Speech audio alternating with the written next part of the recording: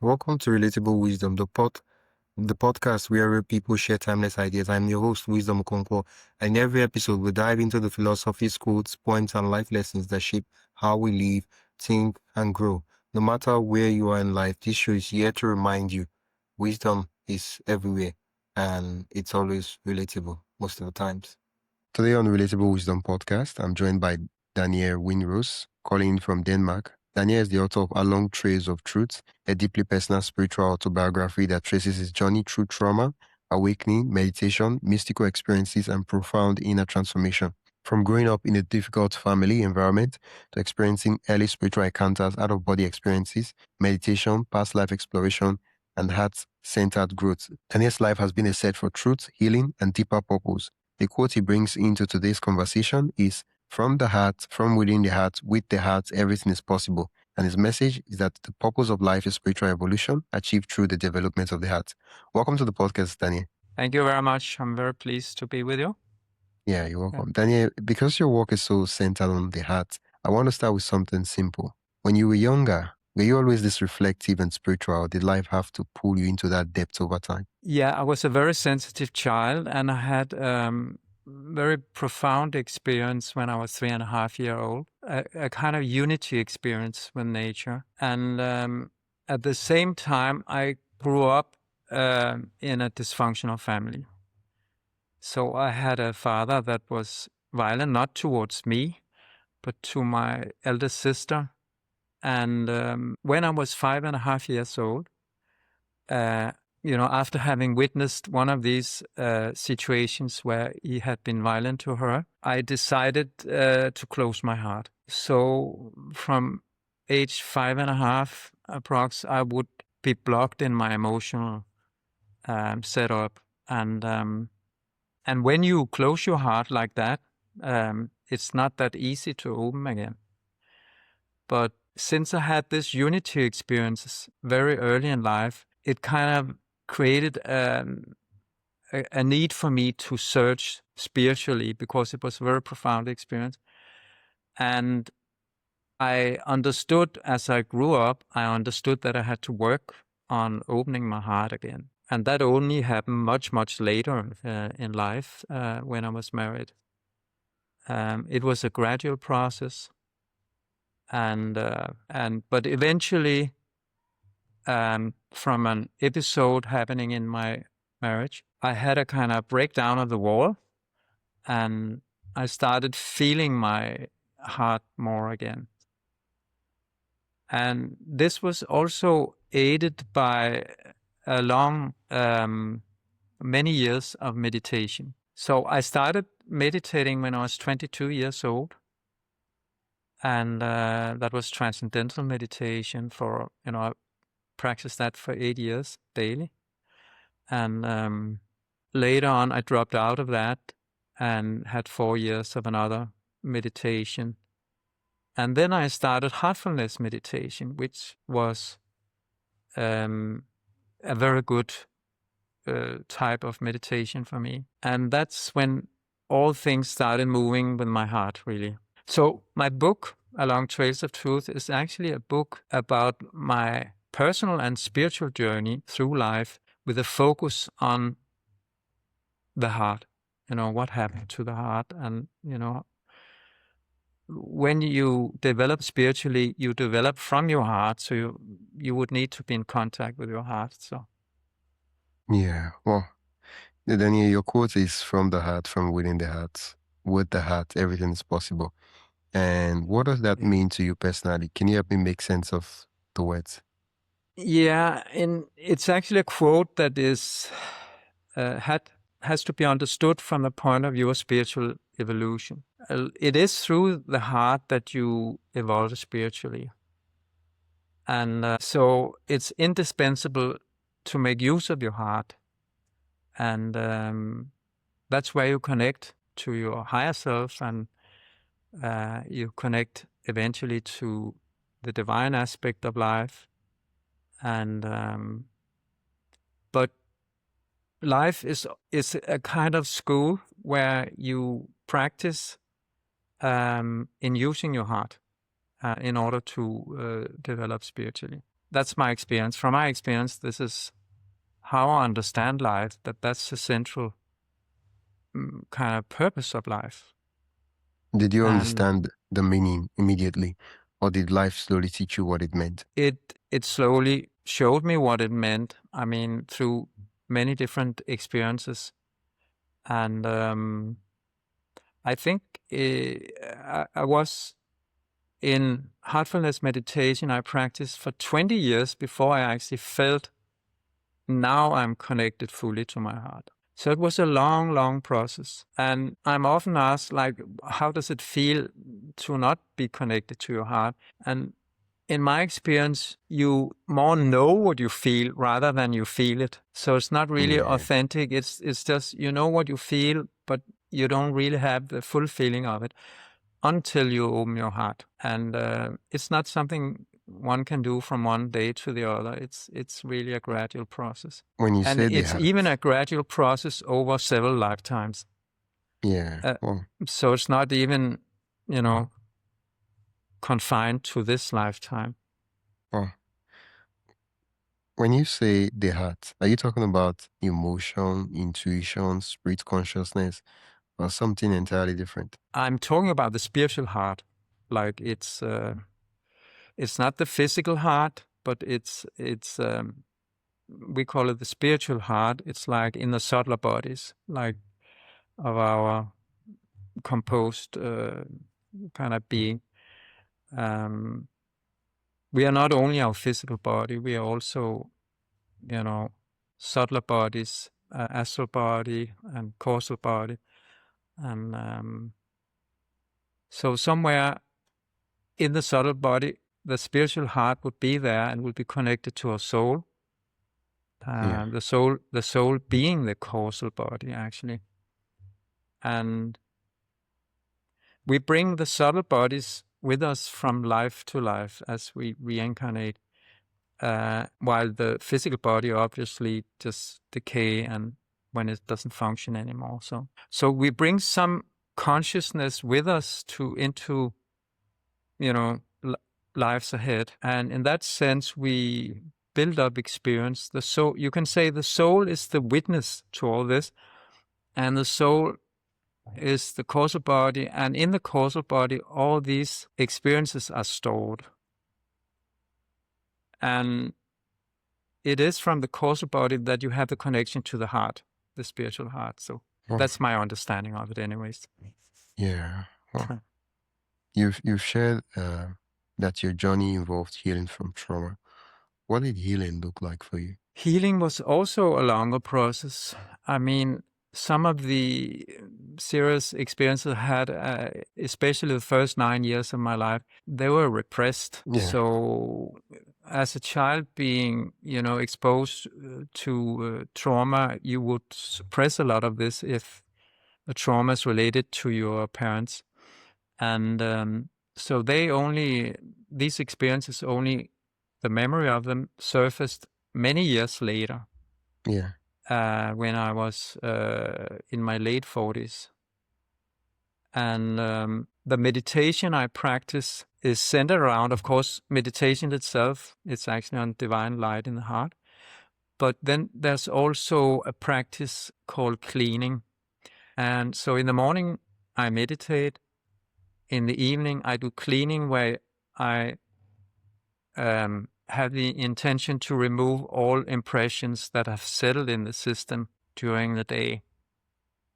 And then sometimes you can have sittings with a trainer where you get even deeper cleaning. So while why I'm mentioning this is because when you eventually have enough cleaning, the repressed experiences will surface. So meditation was kind of the tool on a long term that brought these experiences up to the surface again to be healed. So again, this is a longer process. Of course, I have also spent time with different therapists. Some of them regression therapists. And through my experiences with this, I have understood that some of the trauma patterns that we kind of establish in this present life, they have a root back in time also. So you can trace it as a kind of karmic events unfolding in this life, that they surface for you to learn from it and evolve out of it. And so that's a thing I write about in my book also, the whole thing about regression therapy and how you can relate these experiences to what happens in your life here now. So that was a help also in terms of evolving out of trauma imprints. Oh, But I mean, there are many aspects to this, because part of the journey is also about forgiveness. To forgive those that caused the trauma for you. Let's take a quick pause. If you're enjoying this conversation and want more thought-provoking ideas straight to your inbox, join the Relatable Wisdom email list. It's free, quick, and filled with bite-sized insights, inspiring quotes, and behind-the-scenes reflections from our guests. Just head to relatablewisdom.com/join. That is relatablewisdom.com/join. Or tap the link in the show notes. And hey, subscribing to the podcast helps more than you think, and it's free. So if you haven't already, hit that follow button wherever you're listening. All right, let's get back to the conversation. Oh, what do you think a lot of people misunderstand about spiritual healing? About spiritual healing? Healing. What do people misunderstand here? I'm not sure. But what I would like to say is, like, spiritual healing is something that you will take part of yourself. It's not, it's not from the outside coming to you, from you through a therapist, for instance. So you have to cooperate around, the process of spiritual healing.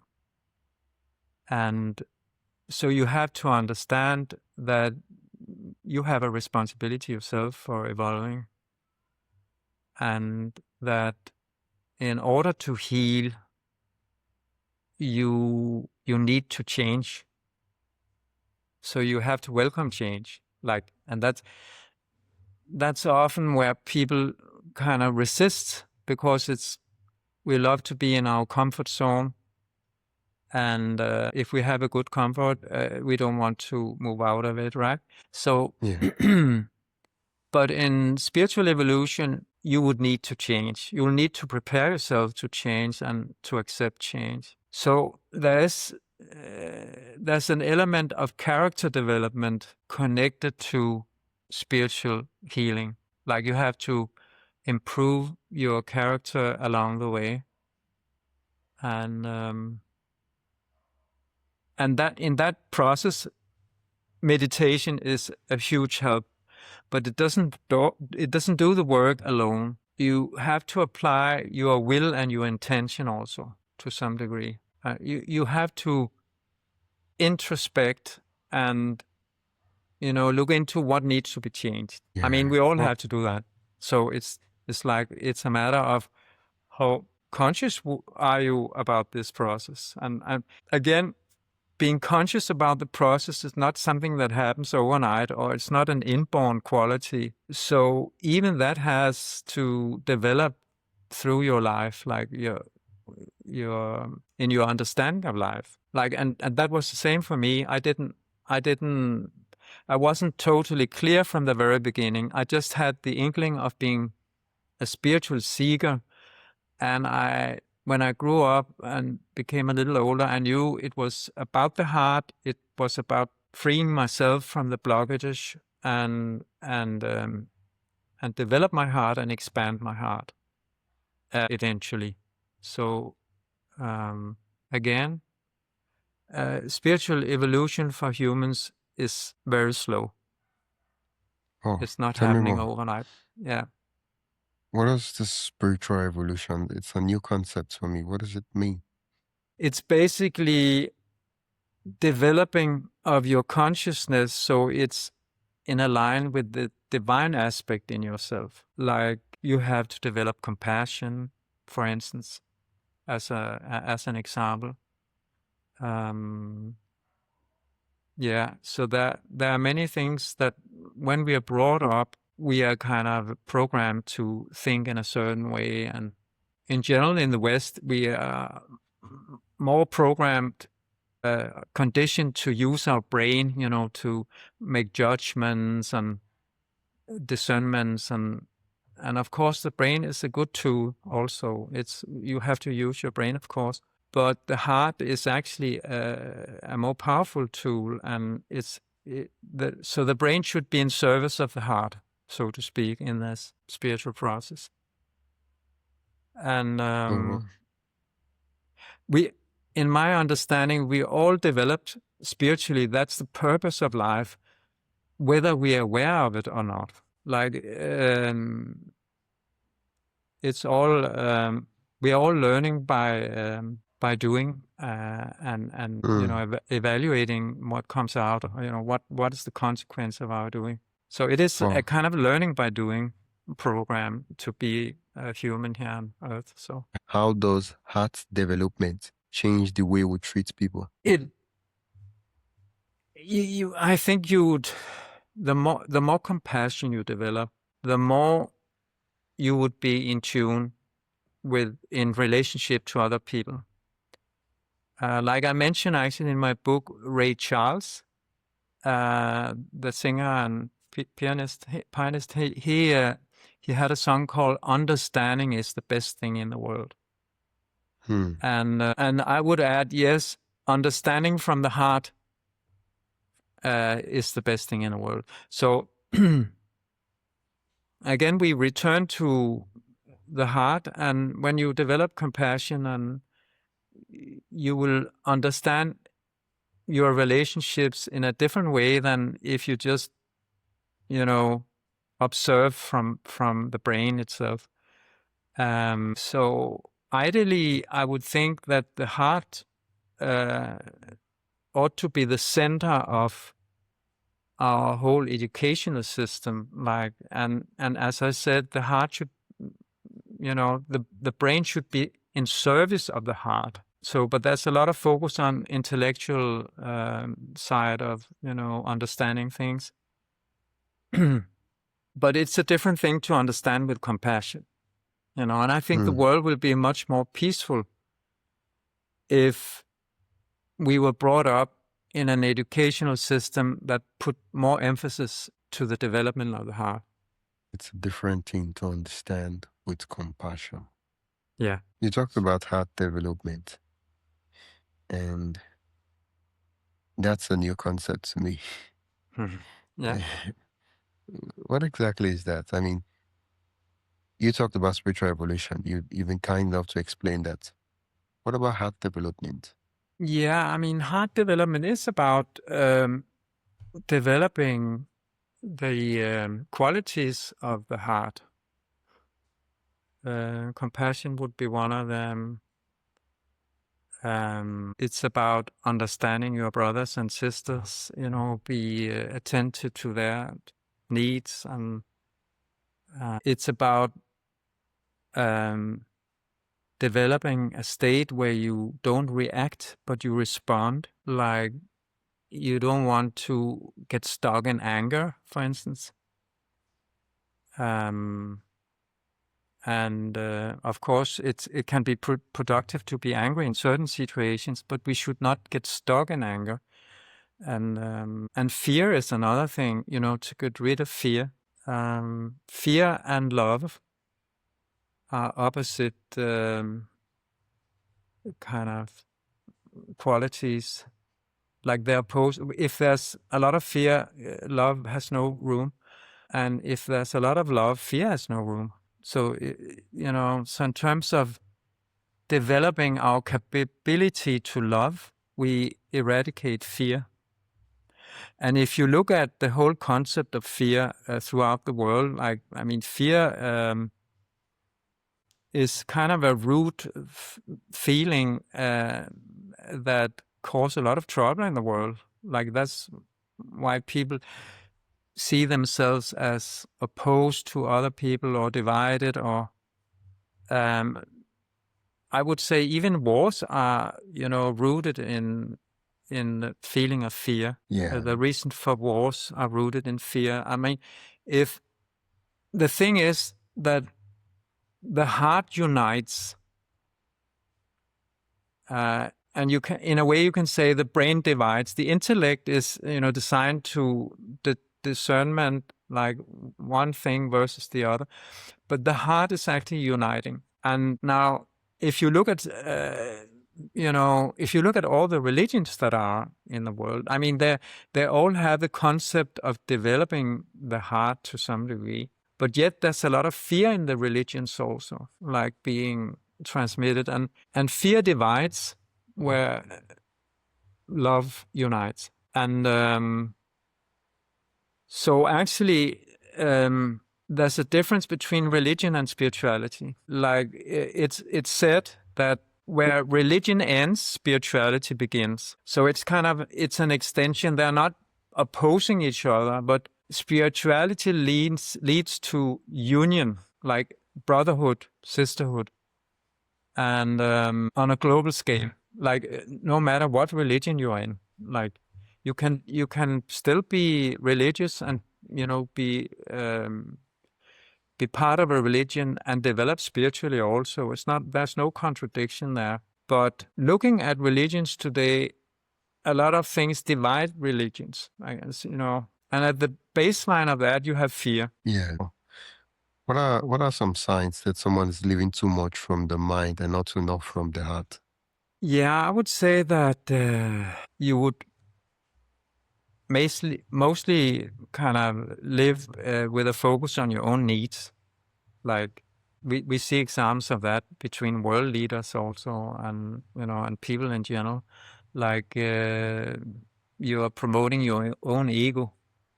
So you can say, in a way, our ego is driven by our brain.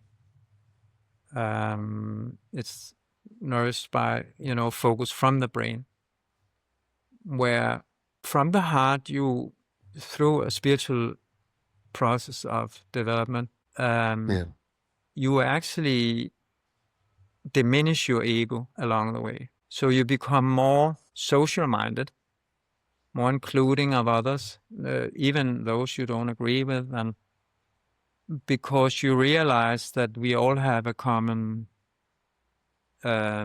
base of unity with some divine aspect of ourselves. Like we all come from the same source, and we all have a heart that is connected to that source, whether we are aware of it or not. And that's where spiritual development come into the picture, because spiritual development is actually about realization of your divine aspect, like in the long run. That the core of our being is actually our soul, and our soul is part of a divine soul, so to speak. So on that level, we are all alike. And that's why spirituality, through development of your heart, leads to union rather than,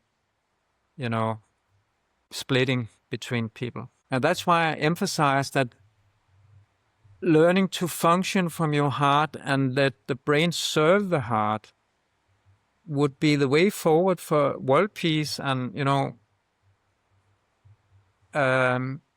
working from individual to individual. If we all took up a practice of meditation with a focus on developing our heart, I believe then that in the long run, the world will change. It doesn't change from reading books or, being intellectual.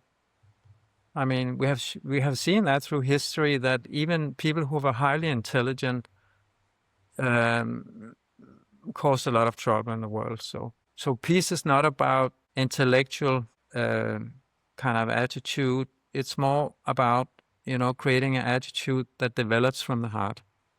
Oh, thank you so much, Daniel, for sharing and helping me make sense of the quote. Where can people find your work and learn more about the book, Long Trails of Truth? Yeah, you will find it on Amazon, and And you can go to my website to orient yourself a bit on www.danielwinrose.com. And also a lot of, I have posted videos on social media, TikTok and Instagram, LinkedIn. So there's a lot of information out there to dive into. Yeah. I'll put the links mentioned in the description so the listeners can click and go there to the site. Thank you so much, Daniel. This has been Thank you. quite enlightening. It was a pleasure. Yeah. Yeah. You've been listening to Relatable Wisdom, and I've been your host, Wisdom Okonkwo. You've been listening to the podcast where every story, quote, and insight helps you see life a little differently. If you enjoyed today's episode, follow the show on your favorite podcast app and share it with someone who loved the conversation. For more inspiring voices and timeless wisdom, visit relatablewisdom.com. Until next time, keep living, learning, and collecting wisdom that matters most to you.